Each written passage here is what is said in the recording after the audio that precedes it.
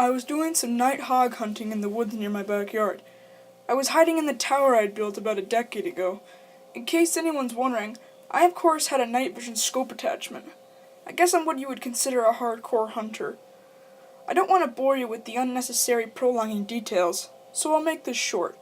And I want everyone to know that though I agree this story sounds far-fetched and crazy, it is nothing but the truth. And I, in a way, actually consider myself lucky that I'll always have such a horrifying story to share. So, while I was in the tower waiting for movement, it finally came. I took aim and found the source. But it wasn't at all a hog, or any kind of animal I was expecting. It was a person. A man wearing all black. Black sweatpants, black shoes, and a black hoodie with the hood over his head. But that wasn't the freakiest part. He was dragging a sack behind him. My heart started racing. I was pretty sure I was witnessing this guy trying to bury a body.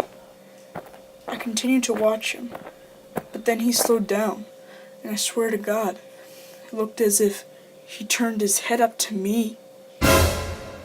I ducked down under the wooden walls of the tower, shaking in my boots.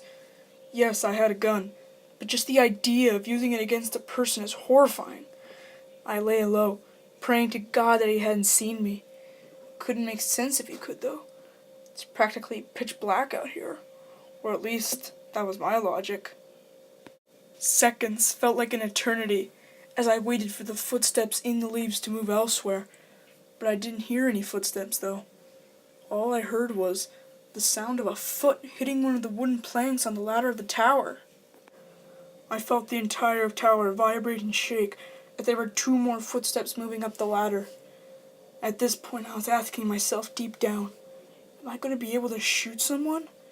But, for some reason, whoever was down there decided not to climb all the way up, as I heard them jump back down to the forest ground and began dragging the sack away. I think I stayed frozen like a statue for at least 10 minutes before even peeking over the ledge again. The coast seemed clear. I had to get home and warn the police immediately.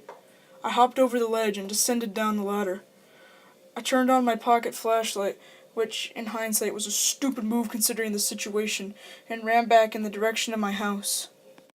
I was only able to run for about 10 seconds or so when I heard the rapid, manic footsteps crunching the leaves from behind me. I took a look over my shoulder, and there he was, inches away from my face. I spun around and shot him in the shoulder.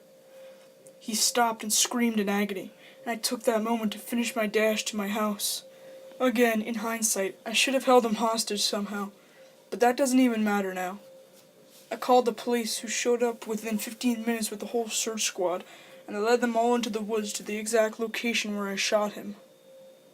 There was a faint yet noticeable blood trail spilled onto the leaves which led past the body bag, which the cops seized, and eventually right to the maniac, who was hiding under a log next to a tree.